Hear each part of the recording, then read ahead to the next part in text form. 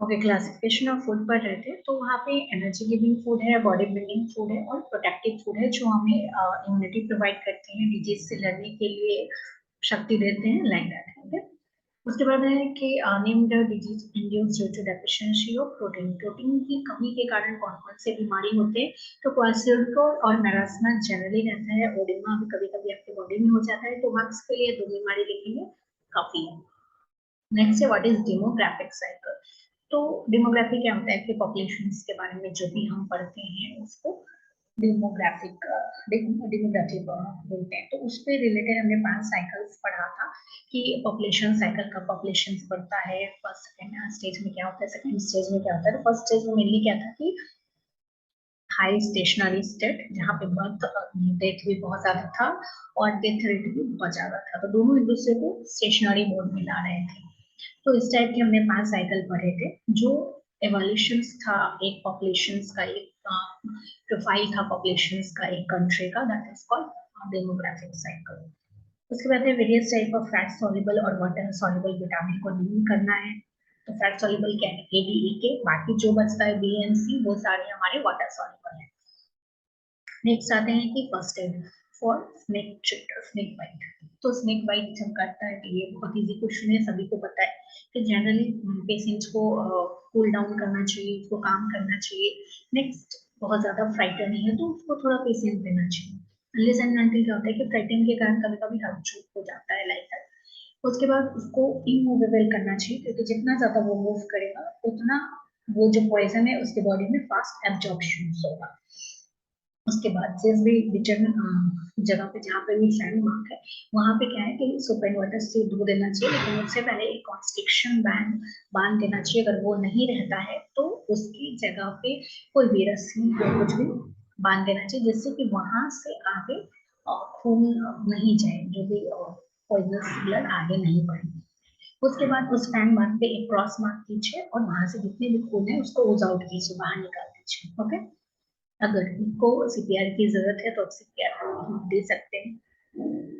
Next है कि various method of male contraception. Method के बारे में लिखना है तो वेरियल मेथड है, नेचुरल मेथड है और परमानेंट मेथड है दैट इज वैसेक्टोमी। तो ये सारे मेल वाले मेथड्स को हमको लिखना पड़ेगा।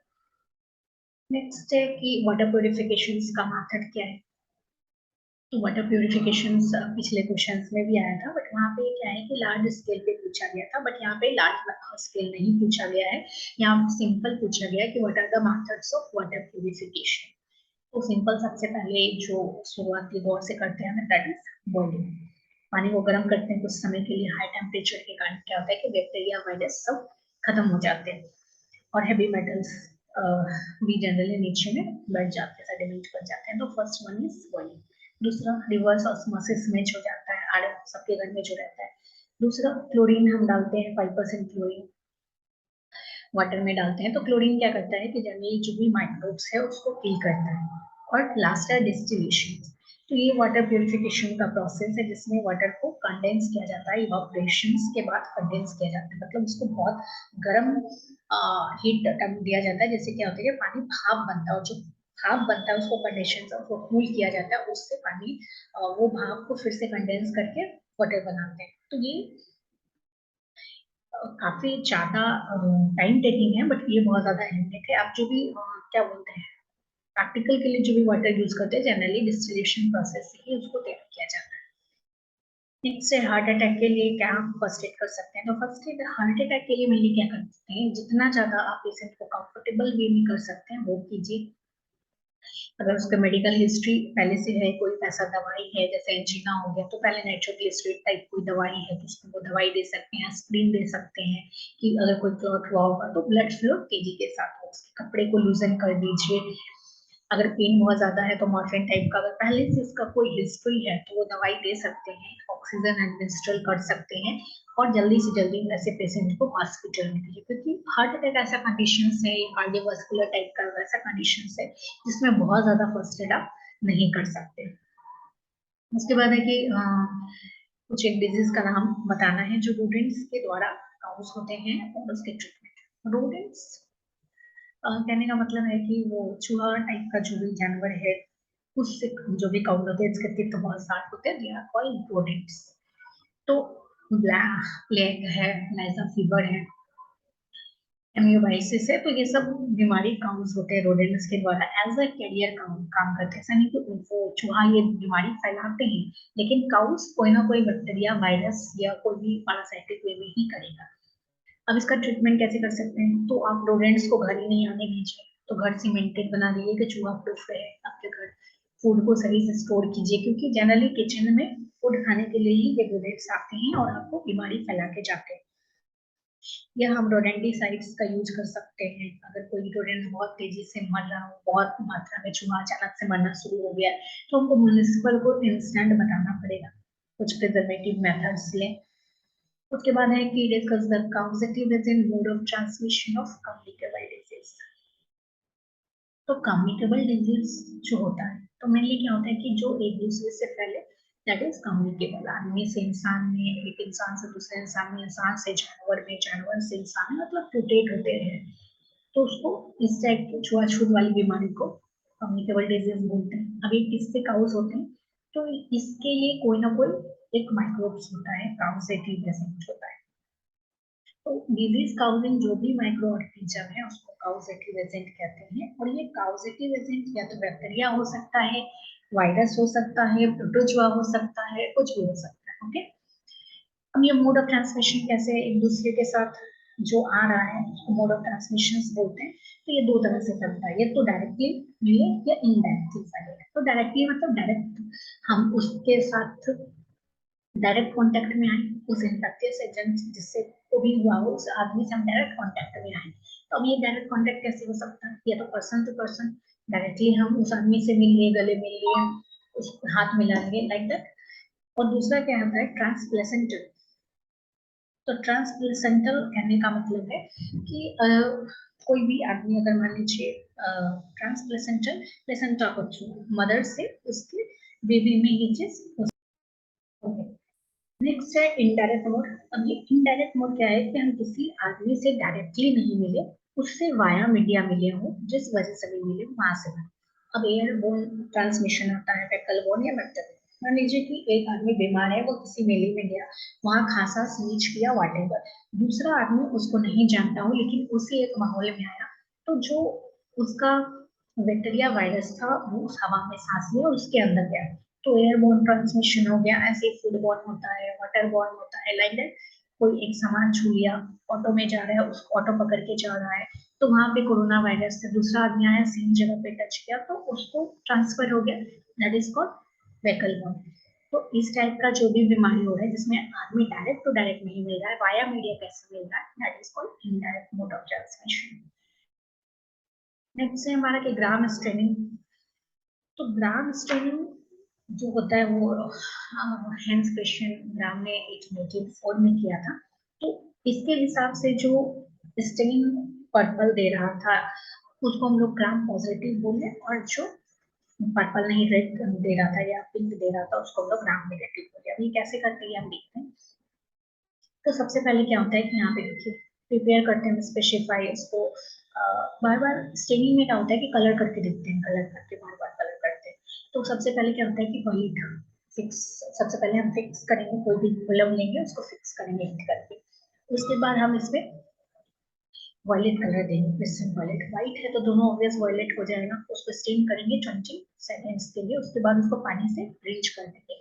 पानी से रिंच करेंगे, जो एक्स्ट्रा चीज होगा वो हट जाएगा, इसीलिए हम लोग उसको बार बार पानी से रिंच करते हैं। एक कलर डालते हैं फिर उसको पानी से रिंच करते हैं। तो पहले हम लोग कलर डाले क्रिस्टल वॉयलेट, उसके बाद हम उसको पानी से रिंच किए।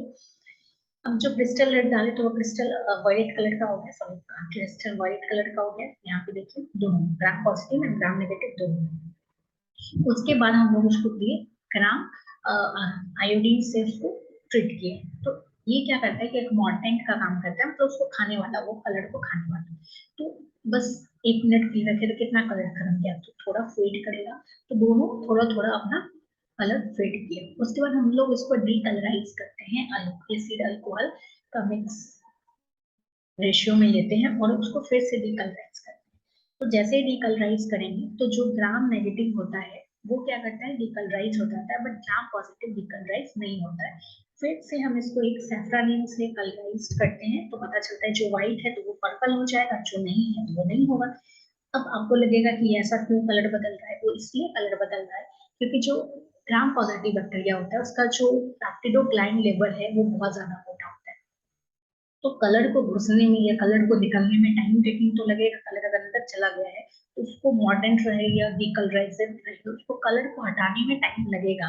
लेकिन थीन जिसका पेप्टिडोग्लाइकन है काफी पतला है, तो उसको इजिली चला जाएगा और इजिली रिमूव आउट हो जाएगा। तो यही कारण है कि ये जो मॉर्डेंट है या डीकलराइजर है इसको तुरंत में डीकलराइज कर देता है, बट यहाँ पे जो हैवी इसका थिक थिक वाल है इस कारण इसको डीकलराइज नहीं कर पाता है। इसी को लेके इन्होंने ग्राम पॉजिटिव और ग्राम नेगेटिव बनाया। ठीक है,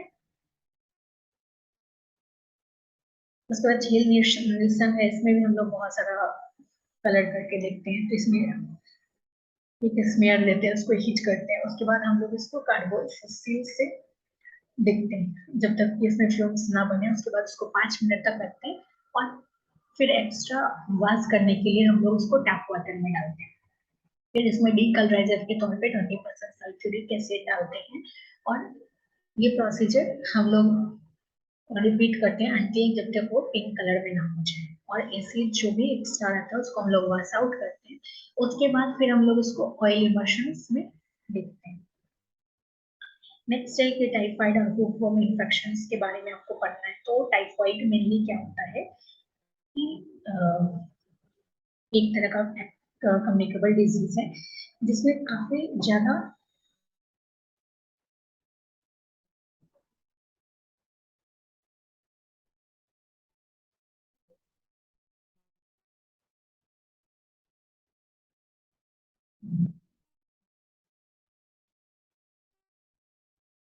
जिसमें बहुत ज्यादा हमारी इम्यूनिटी कमजोर हो जाती है और काफी ज्यादा हाई फीवर होता है। तो साइन एंड सिम्टम्स यहाँ पे दिया हुआ है कि वो कब लगती है, डायरिया होने लग जाता है, हमें पेन होने लग जाता है, फीवर हो जाता है, लाइक दैट। तो इसको ट्रीटमेंट करने के लिए जो कंप्लीट बेड रेस्ट करते हैं, इम्यूनिटी को बढ़ाने के लिए हम लोग नॉरेसिन डाइट लेते हैं और कोलेराम 500 mg लेते हैं।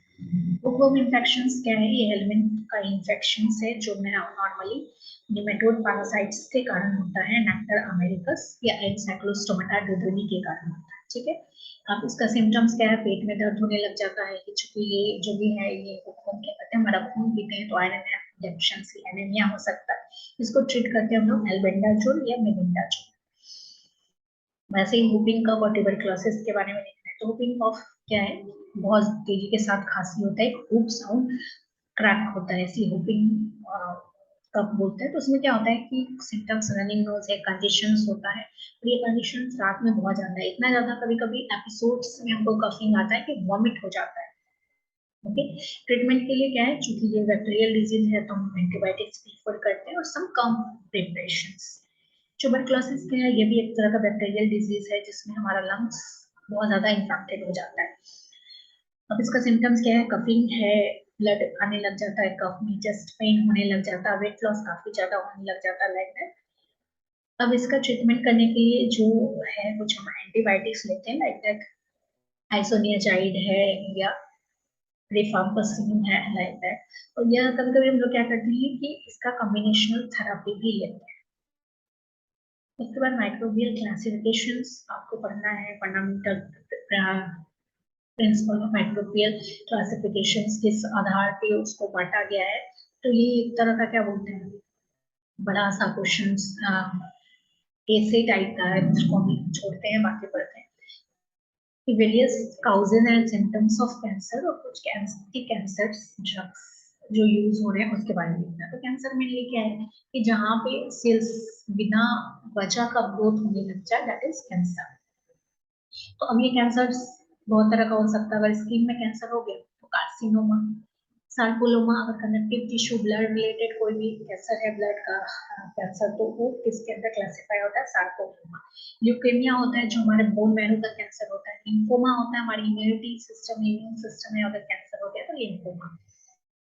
सिम्टम्स क्या होता है, तो कोई लंप या कोई छोटा सा कुछ भी क्या बोलते हैं, गांठ महसूस होना, वेट लॉस होने लग जाता है, या तो वेट गेन होने लग जाता है, मतलब वेट भी कुछ गड़बड़ी होने लग जाता है, स्किन कभी कभी चेंज होने लग जाता है हमारा, कमजोरी लगने लग जाता है, कभी कभी बहुत ज्यादा कफिंग होने लग जाता है, इंडाइजेशन होने लग जाता है, लाइक दैट। और कभी कभी बहुत सिम्टम्स भी नहीं दिखता हमको, तो बहुत ज्यादा सिम्टम्स में नहीं दिखता, बट लंप जो है वो एक कॉमन सिम्टम्स है। तो कुछ एंटी कैंसर ड्रग्स है, जैसे मेथोट्रेक्सेस, स्प्लैंटिन, विनलास्टिन, पैक्टिडेसर, bleomycin, neomycin, like that.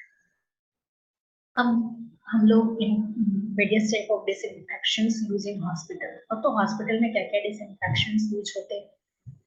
Faces और यूरिन के लिए जनरली क्या करते हैं कि वो एक इम्परवियस कंटेनर्स में कलेक्ट किए जाते हैं, जिसमें कि हम लोग 8% ब्लीचिंग पाउडर या 10% फॉर्मलिन सॉल्यूशन या 5% ग्लिसरॉल या 10% ग्लिसरॉल पहले से दिया रहता है। उसके बाद उसको 2 घंटे तक उसी में रखते हैं और फिर उसको डिस्कार्ड किया जाता है।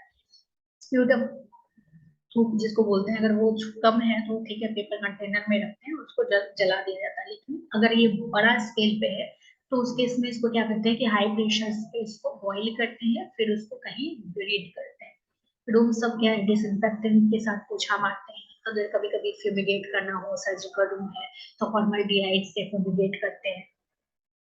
500 ml फॉर्मलाइन 1 लीटर वाटर में मिलाते हैं, उसके बाद फ्यूम्स को जनरेट करते हैं, उसको बॉयल के बाद उसके बाद उस एक रूम को 12 घंटे तक बंद करते हैं, रीयूज करने के लिए, दूसरा यूज करने के लिए उसको 12 घंटे तक क्लोज रखते हैं।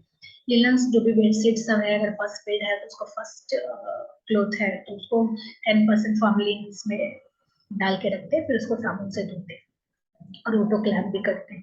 इंस्ट्रूमेंट सब है तो उसको बॉईल कर सकते हैं, ऑटोक्लेव कर सकते हैं, या कोई यूवी है उसके अंदर डाल सकते हैं। और भी है जैसे कुछ केमिकल्स है, जैसे बीटा प्रोपियोलैक्टोन, ये सब का यूज करते हैं, थायरिक oxide, heavy metals, like that. उसके बाद है कि काउज ऑफ सिफिलिस और गोनोरिया लिखना है। तो गोनोरिया और सिफिलिस क्या है, दोनों एसटीडी है, सेक्सुअली ट्रांसमिटेड डिजीज है। तो गोनोरिया का जनरली 2 स्टेज में होता है, एक्यूट और क्रॉनिक। तो पहला क्या होता है कि यूरेथ्रा में या सर्विक्स ऑफ फीमेल या वेजाइना में थोड़ा इन्फ्लेमेशन होता है और बर्निंग सेंसेशंस होता है यूरिनेशंस के टाइम। इनिशियली ये इजीली क्या बोलते हैं, ट्रीटेबल है, बट क्रॉनिक स्टेज में जैसे जाता है तो थोड़ा इन्फ्लेमेशन होता है, स्टिंचर्स आ जाता है हमारे यूरेथ्रा में, या हमारे फिर ये धीरे धीरे आगे बढ़ता है तो ज्वाइंट्स में पेन होने लग जाता है। और ये भी हो सकता है कि फीमेल फेलोपियन ट्यूब तक बढ़ गया तो स्ट्राइल हो सकती है। पॉजिटिव एजेंट गोनोरिया का बैक्टीरिया है, नाइजेरिया गोनोरी बोलते हैं। इंक्यूबेशन स्प्रेड काफी कम है, 3 से 10 दिन। मोड ऑफ ट्रांसफर ये सेक्सुअल कांटेक्ट के कारण होता है। उसके बाद अब ट्रीटमेंट कैसे करें, तो जनरली इसको हम लोग प्रोपेन, पेनिसिलिन, बेंजाइल पेनिसिलिन, एम्फिसिलिन, सेफ्ट्रन के साथ करते हैं। सिफिलिस भी एक तरह का सेक्सुअली ट्रांसमिटेड डिजीज है जो ट्रोपिनियमा पैनिडियम बैक्टीरिया का कारण होता है। तो ये गोनोरिया से भी ज्यादा खतरनाक है। तो इसमें 3 तरह का होता है। तो फर्स्ट में जो है हमारा क्या है कि प्राइमरी, सेकेंडरी और टर्शियरी। इनिशियली प्राइमरी जो होता है उसमें कैंकर्स दिखता है, छोटा छोटा ओपन पोर्स का कैंकर दिखता है, जो माउथ, अनस के जेनिटल पार्ट्स पे हो सकता है। दूसरा पार्ट्स पे क्या होता है कि रसेस हो जाते हैं, कॉन्डिलोमा हो जाता है, म्यूकस पैचेस होने लग जाते हैं। और टर्शियरी में क्या है कि और ज्यादा ये बीमारी बढ़ा देते हैं। हो सकता है कि आपको ब्लाइंडनेस हो जाए, डीफ हो जाए, मेंटल इलनेस हो जाए, लाइक दैट, हार्ट डिजीज हो सकता है। इंक्यूबेशन पीरियड इसका 10 से 10 वीक्स तक हो सकता है और इसको हम लोग पेनिसिलिन से ठीक करते हैं, पेनिसिलिन से। वैसे ही है कि first aid for burns and snake bite. Snake bite तो बता दिए। बर्न्स अगर जल जाए तो क्या करना है, अगर आप जल जाते हैं तो क्या करना है कि अगर जहाँ जले हैं वहां पे प्लेंटी ऑफ वाटर दीजिए, कोल्ड वाटर दीजिए, आइस लगा सकते हैं। तो और बहुत ज्यादा जल गए तो ऐसा नहीं कि कपड़ा खींच के उतारे, हो सकता है कि तो आपका ऑर्गन जो जल चुका है वो डिसलोकेट हो जाए, तो आम कामली उसको काट सकते हैं आप। ब्लिस्टर्स है तो उसको विदाउट डिस्टर्बेंस कर सकते हैं। ऐसा नहीं कि कुछ है तो उसमें इंक छिड़क के, आटा छिड़क के, इस टाइप का नहीं करना है, वो बहुत ज्यादा इन्फेक्शन को बढ़ा देगा। उसके बाद फैमिली प्लानिंग और कॉन्ट्रासेप्शन मेथड। तो फैमिली प्लानिंग क्या है कि हम अपनी फैमिली का जो लिमिट करते हैं, that is called family planning.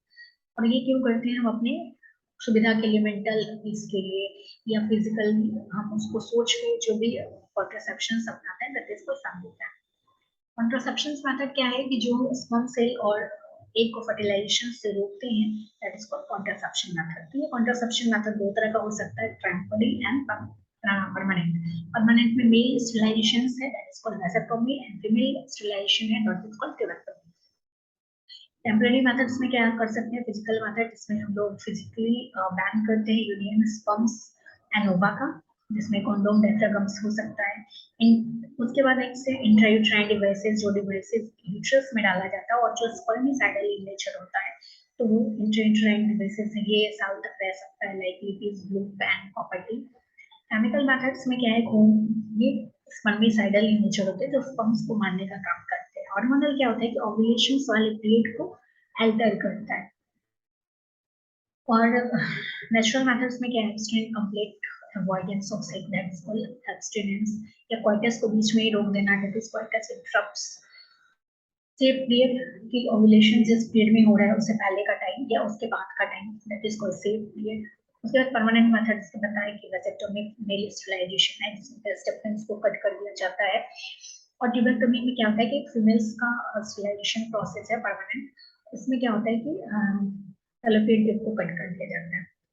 Water pollution क्या है, क्या क्या ट्रीटमेंट, तो कोई भी पॉल्यूशन क्या है कि जैसे हम उसकी क्वालिटी को एल्टेड करते हैं, तो दैट इज वाटर पॉल्यूशन। कोई भी कंटामिनेशन हो रहा है तो उसकी क्वालिटी को खराब कर रहा है, उसको हम लोग पॉल्यूशन बोलते हैं। तो वाटर की क्वालिटी को खराब कर रहा है, वाटर पॉल्यूशन। काउजेस सीवेज और वर्स्ट वाटर जो कि घर से निकल रहा है, इंडस्ट्रियल वाटर, या यूट्रोफिकेशन, लार्ज क्वांटिटी न्यूट्रिएंट्स ज्यादा है वहाँ पे, फंगल ग्रोथ, अलगल ग्रोथ बहुत ज्यादा हो रहा है, जिससे क्या रहा है कि वो पानी के नीचे ऑक्सीजन लेवल बहुत कम कर रहा है, जिससे एक्वेटिक एनिमल मर रहा है, उसको हम लोग यूट्रोफिकेशन बोलते हैं। या डिफॉरेस्टेशन, पेड़ काटने की वजह से सॉइल इरोज हो रहा है, तो ये सॉइल उड़ के जा रहा है, पानी वाले क्षेत्र में जा रहा है, तो पानी को मड़की बना रहा है। या एग्रीकल्चर रन ऑफ, वाटर को प्यूरिफाई कैसे करेंगे, तो boiling, chlorination, that is iodine additions करके। तो ये आपका 2019 का क्वेश्चन कंप्लीट होगा। फिर भी आपको कोई क्वेश्चन है तो आप पूछ सकते हो।